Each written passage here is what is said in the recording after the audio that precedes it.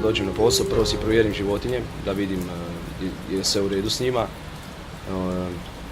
Provjerim im nastambe, pogledam u kakvom su stanju i životinje i nastambe.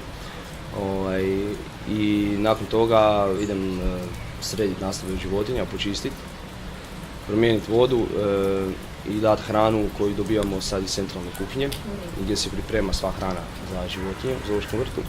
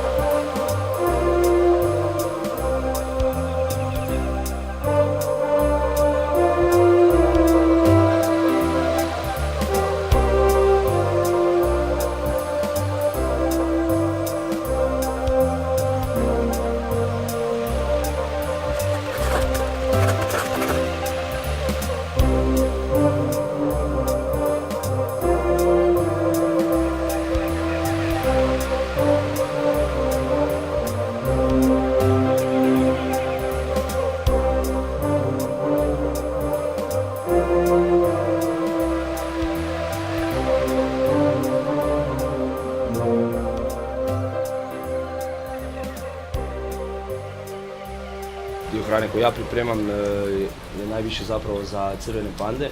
80 do 90% njihove prehrane je u principu bambus. Zanimljivo je to što su oni sisavci, zvijeri, a hrane se bambus.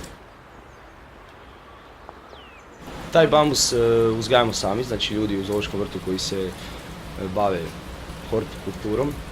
Imamo isključivo obilježena mjesta gdje se može saditi bambus i od tamo ga i beremo, to jest siječemo.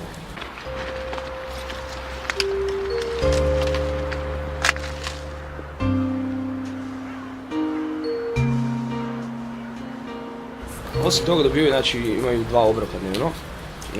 U jutarnjem obroku dobivaju pelete i slatki krumpir ili batat.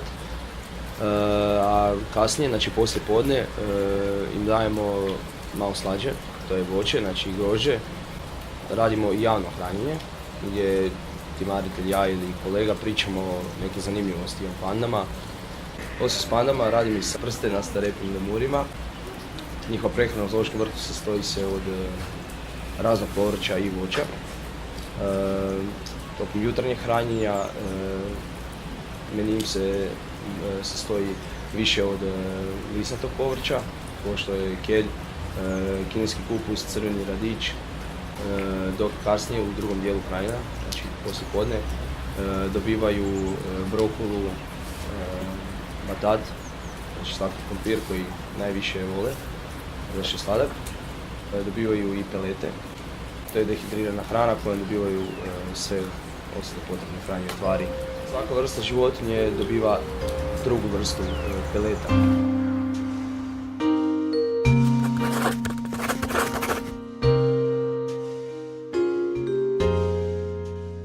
Imamo labicu koja je bolesna, bila na operaciji čeljusti, pod terapijom je, antibiotici i protiv bolova.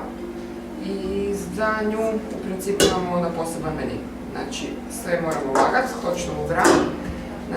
Hrana nova kad dođe se izvaži, zapiše se točno koliko smo dali. Sljedeće jutro tu istu hranu kad mičemo van, obavezno moramo izvagati, zapisati koliko je pojedeno da možemo pratiti zdravstveno stanje životinje. Peleti koji inače dobivaju, njoj se posebno namaču da budu mekši, da je lakše bude pojest. Sva hrana, povrće koje dobiva isto tako mora biti sitno nakostano, da je lakše jest. I što se povrća tiče, obzirom da je bolesna trenutačno, prvenstveno što je u meniju je crveni radić i mrkva koja je najdraža kopana.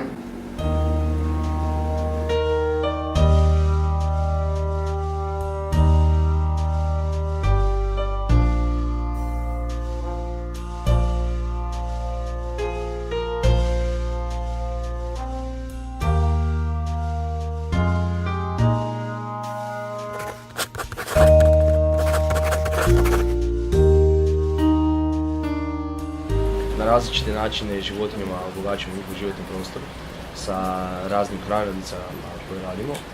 Znači, stavljamo hranu tako da životinja